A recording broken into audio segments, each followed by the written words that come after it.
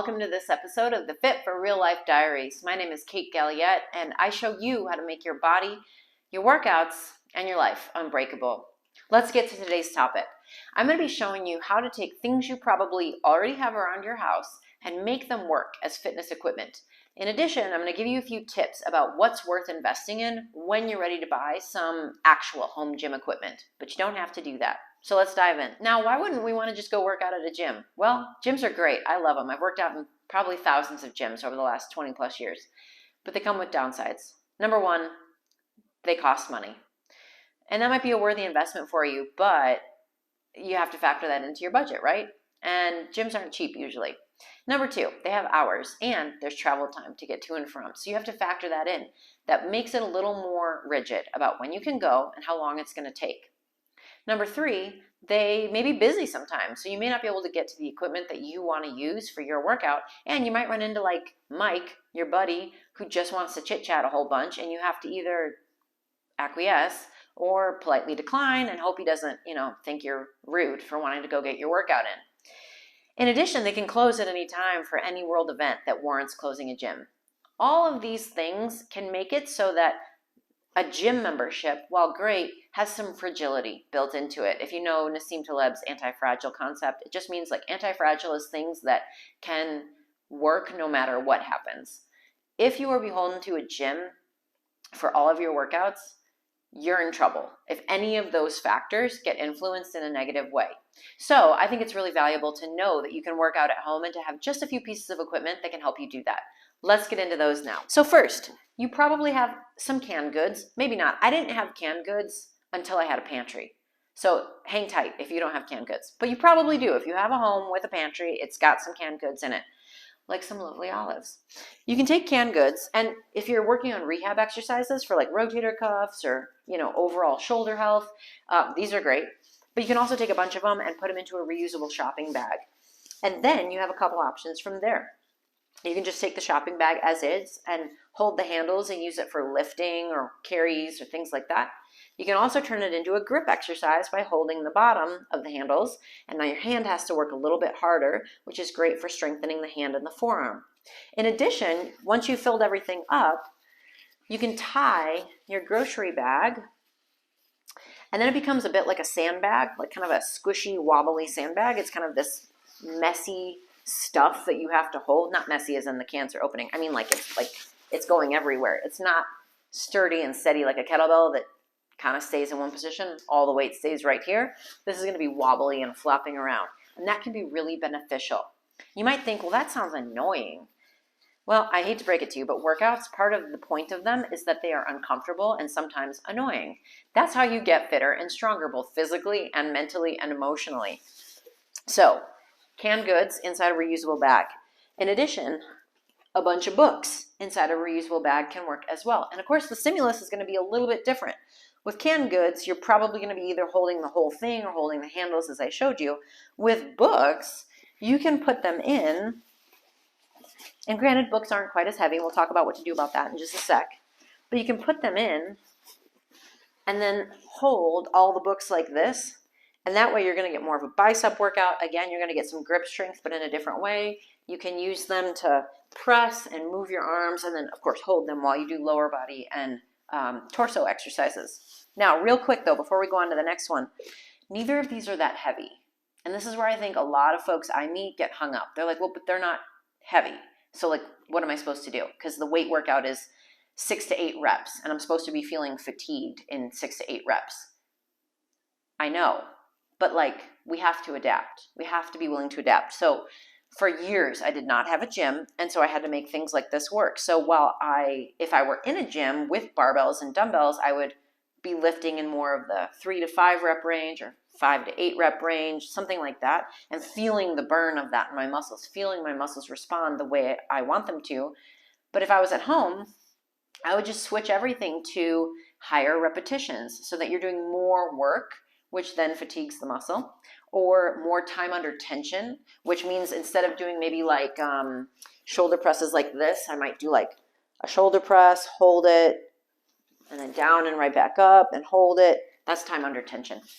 I might also superset a ton of exercises together so that the cumulative work creates fatigue for my muscles. The goal with this is to not have barriers in your way that don't need to be there. And if you decide that a barrier like the weight's not heavy enough is going to stand in your way, then you're never going to get where you want to go. We move forward with what we have and we make it work. So that's how you can make these two lighter opportunities of, having canned goods or having books work for you. Now let's move into something a little bit heavier. We've got these, I think this is a 2.5 gallon water jug, which is awesome because it comes with a handle. This is currently filled with water. It's around 20 pounds, if I remember correctly, which works great. But you could also make this heavier by, once you finish the water that's in it, filling it with something that's heavier like rocks or sand. That can then make this weight quite a bit heavier, which is kind of a nice way to get progressions over time. If you're not ready to invest in a weight set, which I tell all of my clients, that is an investment because eventually you're going to grow out of the weights that you purchased. That means it worked. And weights are not cheap. So it's worth it if that's the direction you want to go. But if you're not ready for that yet, I totally understand. And you can start with something like a jug of water. And then once that gets easier, you can fill it with sand. Okay, let's get to the next level now of home equipment that you need to put a little more effort into. So this is my 35-pound rigid sandbag. My guy Josh made these for us when the pandemic started in 2020. I wanted my sandbag to be stiff rather than soft and loose, like you might picture a sandbag at like if there's a flood, you see sandbags that are kind of floppy. I wanted mine to be really stiff. So what he did was take a sandbag, fill it with sand to the weight that I wanted, well, just under the weight I wanted, I actually should say. And then bagged it again and then sealed it. And there are directions for how to do this online. And then this is a special duct tape. I think it's called Gorilla Tape. It's a special duct tape, and we wrapped the heck out of it so that everything was secured in here. And unless it gets really punctured, sand is not going anywhere when I'm using it. So we covered the whole thing, and that's the reason we did a little bit under the weight that I wanted, because the amount of tape added to the weight of the sandbag itself. So then now it's about 35 pounds that I can lift with. And this guy is cumbersome and annoying. It's really difficult to lift. Part of why I wanted it to be rigid was because I like to rock climb. And so I need really strong hands for that. And while the gyms were closed, there was no indoor rock climbing to be had. And it wasn't quite the season for outdoor rock climbing, which takes longer anyway. So I couldn't exactly do that as a workout. So with a rigid one, like the books, I have to hold it in a very specific position. And that way, even if I was standing upright, I was holding the bottom like this, I was getting a lot of hand and forearm work while I was working out my legs or my back or my chest or my torso, things like that. So you can make a sandbag, and you might think, well, how boring. Look, I know. Sometimes working out is boring. I was very tired of my sandbag after 6 months of it being the only thing I used. But again, the point of working out is to be healthy, happy, mentally, feeling clear and free and strong, physically feeling capable to do what you want to do. It's not always going to be the most exciting thing. The stuff that works rarely is. I mean, is brushing your teeth still exciting? No.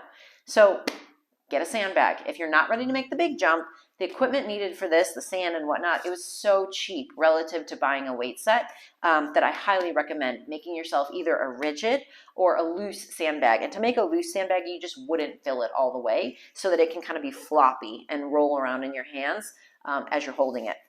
Okay, so with things like this and a sandbag or books and soup cans, and don't forget, your own body weight also serves as a weight, you really can have an amazing workout and be successful. Once you know that if the weight isn't quite heavy enough for what you need, that you can increase the reps or the time under tension or the length of the circuit that you're doing, you really can have an amazing workout. If you don't know how to do those things though, feel free to check the comment thing down below this video.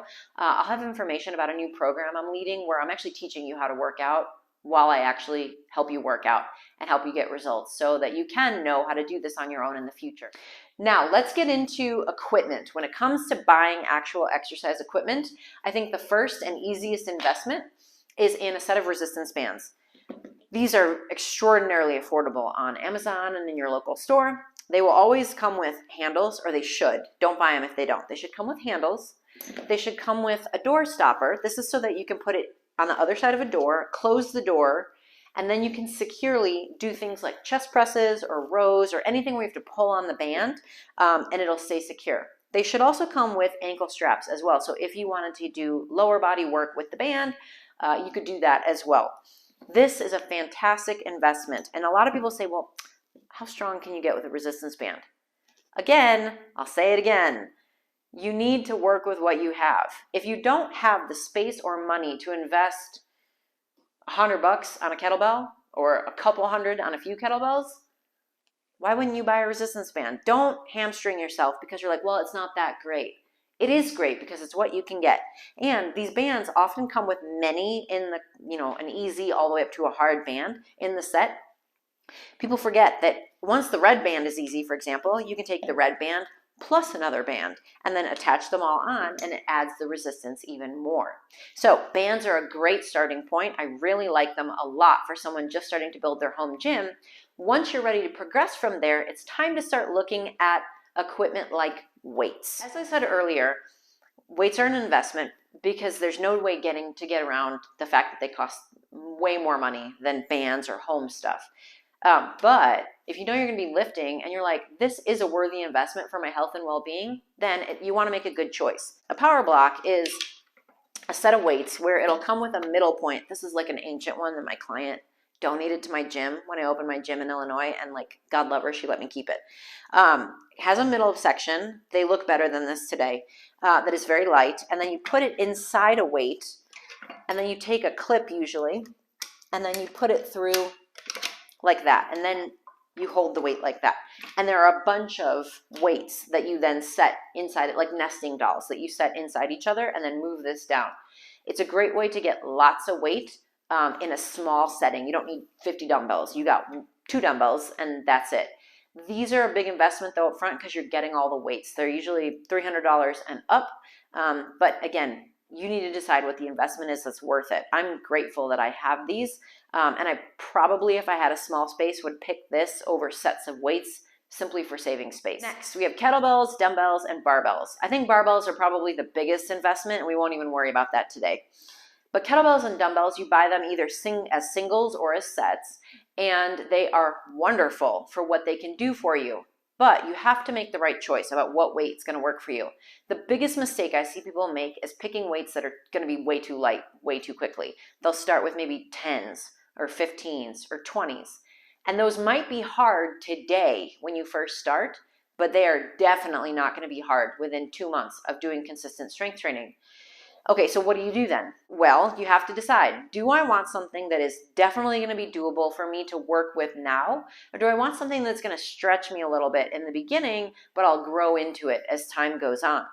I'm a fan of the latter more than I am of the former, but you have to make what's the right choice for you. For example, this is a 16 kilogram kettlebell, which is 35 pounds. And when I bought this one, I knew this would be just fine for lower body work and for swings, but that for things like chest presses or overhead presses, it would be pretty hard. So what do you do in that instance when you're like, well, it's just right for some part of my body, but a little heavy for the rest of my body? You adjust your reps. Again, people get too stuck into thinking that, oh, I'm doing a program that is 6 to 8 reps for everything. Hence, I got to do 6 to 8 reps for everything. No, you don't. The point is to apply a signal to your tissues so that your tissues will respond in a favorable way. With muscles, you want to apply force so that they will sense that force and become more capable of handling that force in the future. That's how you get stronger. That's how you build muscle. If I have a kettlebell that I can only lift twice before I'm like, oh boy, that's my max, then I lift it twice. And next week I might be able to do it 3 times. And 2 weeks after that, I might be able to do it 4 times. Do you see how this works? I still can use this to do 6 to 8 reps of my lower body exercises, but then use it to do 2 reps of my upper body exercises, or 4 reps, or 5. The goal is to take what we have and make it work. I will say that till I'm blue in the face. Now, there's one other piece of gym equipment I wanted to mention that I don't have here in front of me today, and that's a pull-up bar. They're usually about 20 bucks on Amazon, really affordable, and you might think, well, but I can't do a pull-up. Oh, but you can. With a pull-up bar, you can put a chair underneath it and use that by using leg support to help you lift yourself up. I highly encourage all of my students and clients to purchase a pull-up bar because of how valuable a vertical pulling motion like that is for your back muscles, your shoulders, your posture, your arms, your grip strength, your rotator cuff muscles. Everything in your upper body benefits, and you can even use it to work your torso, and that's a wonderful thing as well. So I highly recommend using a pull-up bar as part of your home gym setup, and that's a worthy investment in my opinion. Okay, I hope this has helped you to come up with some new ideas for how to take your home and make it more supportive of your unbreakable body and your unbreakable workouts. We don't want anything standing in the way of you taking care of your body, and so with a few simple things, you do that right in your own home. Okay, thanks for joining me today, and if you'd like to learn more about how you can be unbreakable, be sure to subscribe to the channel, of course, because I share more stuff here, but also check the comment thingy down below. I'll have information about how you can get more of my guidance to help you work out well and take care of your unbreakable body. Thanks, I'll see you again.